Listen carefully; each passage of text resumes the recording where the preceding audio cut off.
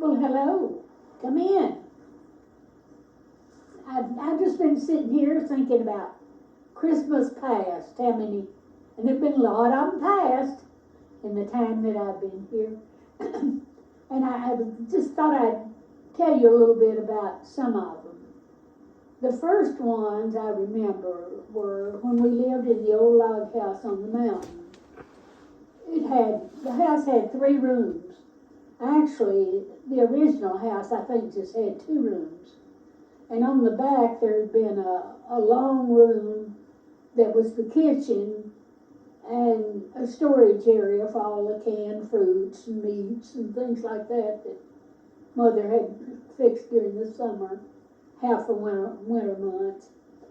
And our neighborhood knew that we had a radio. We were the only people in the community that had one, and Daddy's cousin, Charlie Green, made it. He was a watchmaker and had a shop, a repair shop. But anyway, people were not invited, but every Saturday night, by 6 o'clock, here they came. And that room was full by the time the Grand Ole Opry came on. Mother had worked all day. She'd made cakes and cookies and had all kinds of nuts and fruits and things that we had stored upstairs. And she'd bring all that down and have it ready for me. We only had 4 sets of headphones.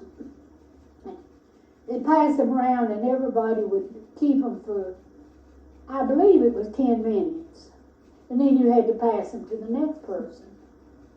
And they'd listen and then until it went off at midnight. And when it went off, the Grand Ole Opry went off. They all got up and to go home, and there was one guy, and he'd always turn around when he got to the door. "Burr, come go home with us," he'd say. So the interesting thing was that he was an uncle to Debbie Guy's husband. I got to talking to her and found out that he was. And Libby, you remember Ike Guy, he was his uncle. But we had a good time talking about it. But that was, and they even came at Christmas time. They didn't let Christmas pass without coming to hear the Grand Ole Opry. So knew next Saturday night would be the same thing. Well, at Christmas, that was a big deal. Excuse me. We always had a cedar tree for our Christmas tree. And Mother would make all kinds of things for it. She'd cut them out of paper. She'd save pretty papers and things like that and make things for it. And I don't know why, but our presents were always tied on the tree. They weren't set under it, but they were tied. And the one thing I remember most was a little picture, just about this tall, I guess. And it was kind of tan color with a black handle. And there it was, hanging on the tree, and Daddy had a big fire going in the fireplace, and it was just sparkling on the tree. And that, I think, was one of the best memories I had of finding something on the tree. And Pap Green, Daddy's dad, he always came to see us. He never had a horse or car or anything. He always walked everywhere he went. In fact, he was a carpenter, and he moved. Every job he moved close to the job. So they never were settled any place very long. But every Christmas he would come to see us. And you didn't find fruits and stuff like that in the grocery store. But there was a little market down the River Hill there in Sparta that was Wagner's market. And he always had all kinds of fruits and vegetables and things and that. And Pap would buy the biggest stalk of bananas he could find, the whole stalk, and a big, everything had to be big with him. And a coconut, he'd get a big coconut, and then he'd get a stick of candy. Oh, it'd be about this long, but about this big round.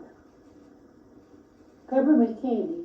Those were the three things he brought to us every year. And it was just so much fun to see him come in with that stalk of banana hanging over his shoulder. And Mother always made a fresh coconut cake with the coconut. And Daddy'd take the stick of candy and wrap something around it and hit it with a hammer and break it in pieces and put in ditches for us. But that was a nice part of Christmas. Mm-hmm. And then Christmas Day was always at Mom and Pop Anderson's.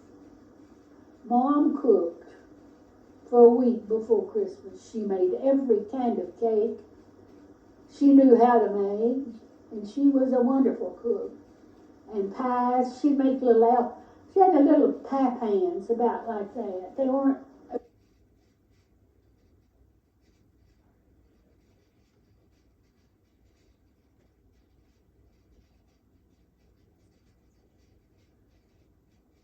pie pans. I remember her wood stove. And she'd make little apple pies in those and stack them, because she'd have a stack about this high. And then she'd cut them like a piece of cake. And you'd have several pieces. It was really, really interesting. And she canned tenderloin. Well, Mother did too. But one of the treats at Christmas was Mom Anderson's tenderloin, green beans, and cornbread. I don't care what all else you had. That was so good. But she'd have, and pies, she'd have all kinds of pies. Every vegetable you could think of. Meats of every kind, country ham, and Pop always went out and killed the turkey. A wild one. And he would bait a place for the turkeys to come for weeks before time to get it. And he'd feed them corn and whatever else he thought they needed. And then on the morning, Christmas morning, he'd go out before daylight.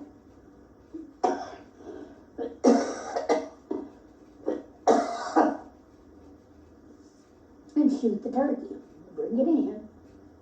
Then he'd clean his rifle and put it away. And of course Mom would cook a whole country ham. She cooked it in a lard can. Put it on the top of the stove, cooked it in there. And then she'd take it off and wrap it in old quilts. And let it finish up just in that warm water. And it would be so tender and good. But we didn't have beef. We didn't even think about beef. It was not something we ate. It was always pork and chicken and stuff like that. And fish we didn't eat much. Once in a while Pop would go fishing, but not that much. And then everybody would come, Uncle Carter and his family, and Aunt Inez and her family. And Mom had her little cedar Christmas tree. She made her own trimmings for the tree. She'd take colored paper and cut it, make little rings, and glue them and group them in. And then she had red and green roping that she put around the tree, and sometimes popcorn. She'd string popcorn. But we never had any. Then you didn't have any bought ornaments. Those were the things you had. And she always gave everybody a present. Now, in early years, she'd give us something like a dish or something like that. But later on, she gave us $1 bill in a little envelope. And I still have mine, the last one. I got mine too. I got Those were yes. good. But those were early Christmas. But the nicest thing I ever got was I got a doll buggy, a wicker doll buggy with a baby doll in it. And my Aunt Sybil was so jealous of it that she shoved it off of the front porch, broke my doll and smashed the buggy. That was your Bilo baby, wasn't it? That was my Like the Milo one doll. you got over there? But I have another one now, just like it. But she says, I don't have one. Wham! Oh, I never forget that. And then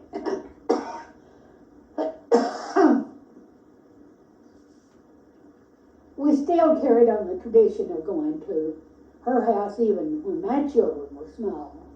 As long as she was there, that was Christmas. But our Christmas at home, one of our things was decorating the Christmas tree in the house.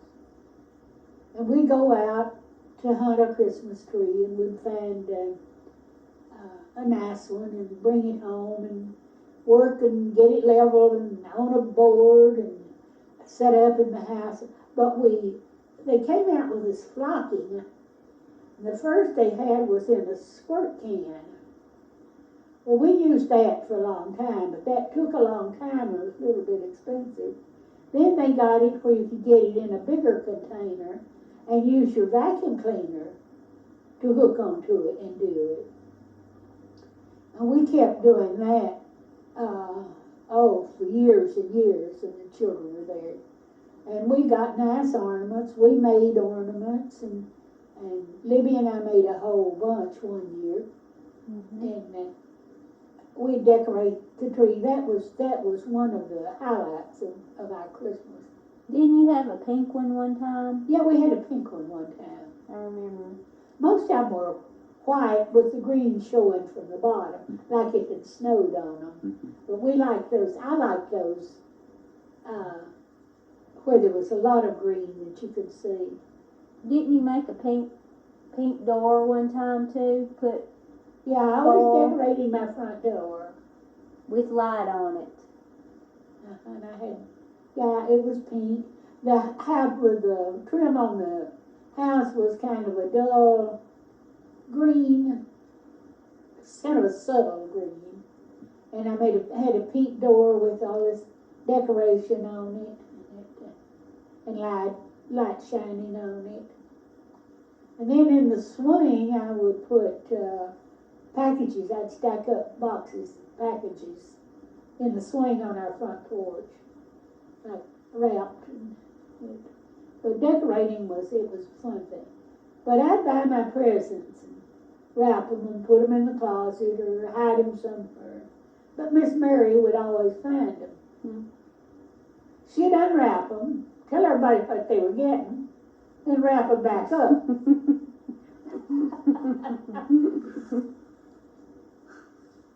I did that once, I confess. I unwrapped one of mine. Oh, Libby? Little Libby did that once. But I found out it wasn't any fun, so I didn't do it again. So I finally got to where I kept them in my office for Christmas time. I got wise to them. But that was a fun time to us, was our Christmas.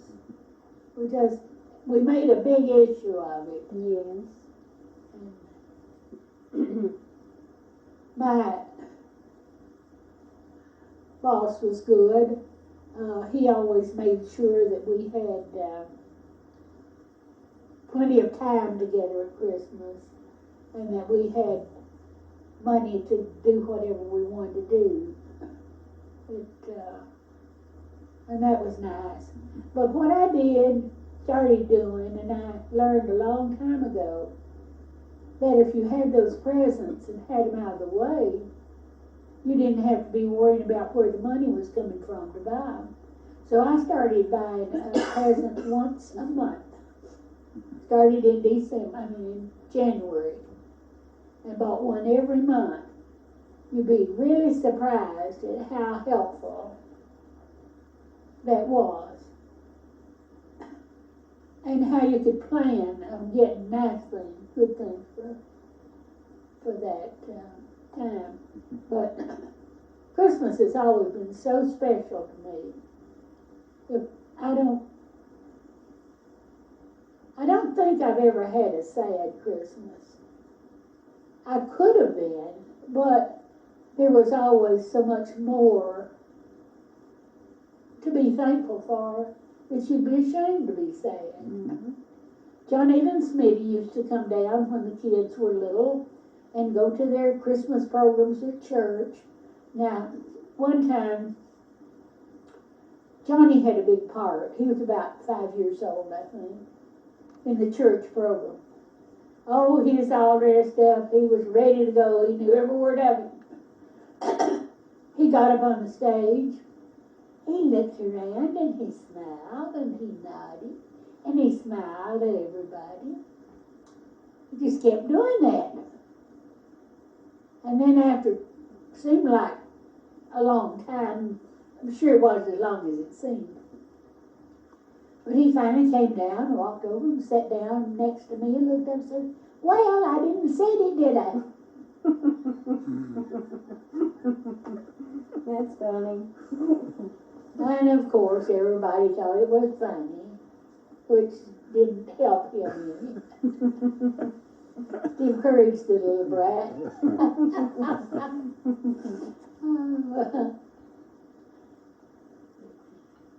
He always had Daddy. He'd sit in Daddy's lap and he'd have Daddy read the Christmas cards to him. And he got to where he could make up verses for him and read them himself. Some of them were not so nice. But it was fun. Christmas was just so special. And my dad enjoyed it as much as a child. And I think I do. I see people here that say, "Well, it's just me. I'm not going to do anything. I'm not going to put up a wreath. I'm not going to have a Christmas tree." And I said, "Oh my goodness, I'm here and I love Christmas." But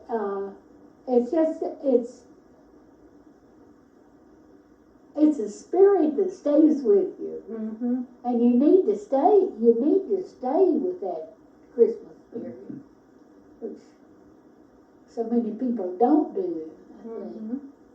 But I think of the gifts that I've had over the years, the things that have made me most happy. And I'll always come right down to my children. They're the greatest thing that ever happened to me. I love each one of them so much, and they've just been such a pleasure to me that there was no way I could have ever been unhappy. So we did things together all year long. We took our vacations together. We planned them together. I didn't just say we're going so and so. We did it together, and we had most of the time. Where'd you end up, Lily? Mm-hmm. In the ocean? Yeah, Florida, Daytona Beach. But those are our priceless memories Mm-hmm. of doing those things. Mm-hmm. Mom and I were together for a long time by ourselves, weren't we? Yeah. We had a good time. We were always making things, weren't we? Always. Always. And even after I got married and left, we were always calling each other, asking each other what we were making. What are you making? No, my day was not over when I got home from work. I always made sure that we had a good meal every night we had a good meal. And I planned ahead for the one the next day. But when I would finish with that and get the dishes away, I'd start working on something. It's like Libby said, we may have been making ornaments, we may have been making ceramics or something else. Or if it wasn't that, I was sitting at the sewing machine. Or knitting on the bed, watching TV. Yeah, knitting. Uh-huh. She taught me how to knit. I knit a lot of sweaters. I just would love to know how many I have done. How would you like to see all of them? I would. I've got a lot of them.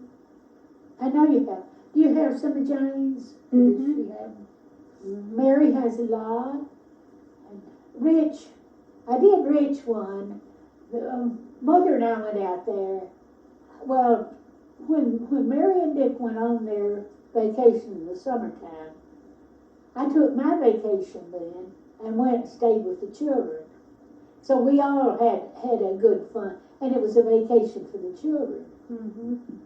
So one time I knit Rich a sweater. He was going to a little nursery school in Pacific Palisades, and he called it his school sweater. Well, it was in the middle of July when I did it. We went to the airport to pick them up when they came back from their vacation, and he just had to wear it as hot as it was.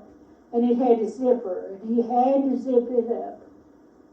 By the time they got there, he was red and sweaty and had peed in his pants. Uh-oh. But he had his sweater on. We thought that was so cute that he had to do that. But, another time, since I'm talking about Rich right now, some of the things that he did. One time when we went, he was, I think, well, anyway, it's whenever Nixon pulled his first big one. He was about 1972. Yeah, he was about 3 or 4, is about how old Richie was. And Mother and I were laying on the bed watching TV, and he had his blanket and was down at the foot of the bed, and I thought he'd gone to sleep. Because he was very quiet, didn't move. So when the program was over, telling all about the Watergate situation, he stood up, picked up his little blanket in one hand, put the other hand on his hip, and he said, well, I guess President Nixon pooped into his pants.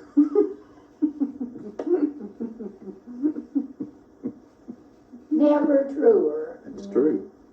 It was just the way it was. Mhm. And Angie, we never knew what she was going to do. Never. She was full of so many surprises, she kept us entertained all the time. Back and forth from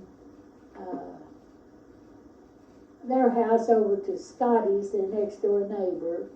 And Mother and Aunt Lorraine were there one time. She'd go over and have breakfast with them in the mornings, then she'd come back and have it with us. And she entertained them with some of her sayings. And Jane, she used to come up and visit us in Pleasant Hill. She loved that rock where the kids fished. She'd put her worms in her pocket. Put her worms in her pocket and go down, get up on that rock with her fishing pole, and I'd watch her out the window. See, she enjoyed that. But the one thing that she didn't like at all was one night we were doing the dishes at the kitchen window. The sink was right there. And looked right out in front of our house from the kitchen window. And this truck stopped. It was just dusk. And the guy got out of the truck, came running, stuck a cross up in our yard, and stuck a match to it. He run, got back in the truck, and they took off. Well, they had saturated it good, so it would really. Jack was mayor at the time, and some of those woodsmen up there didn't like the idea of out-of-town people coming in. They were all enemies. But anyway, that cross was burning like everything. She's standing in a chair. She looked up at me and she says, Grandma, that makes me so mad. Gritted her teeth. And it gives me frightened. But she was just mad. That's her. Of course, you all know who it was. It was a pretty good sized group of them up there, the KKK. But the one that drove the truck apologized to me later, after he found out who I was. Mhm. He apologized. He said I didn't know what I was doing. So I just said thanks. Might as well. And that did it. But we're talking about Christmas. This will be my 86th Christmas. And I'm going to enjoy it just as much as I've enjoyed all the other 85. And it just, you can find so many things, little things that you can do for people. You don't have to buy them something. Maybe that's the worst thing you could do. Just maybe you let them know somebody cares, and that we all have an awful lot to be thankful for. I'm so thankful for my family and for my friends. A lot of my friends have kind of left us, but I still have a few. So I want all you children, grandchildren, friends, everybody else, to have a wonderful Christmas. I love you. Yay.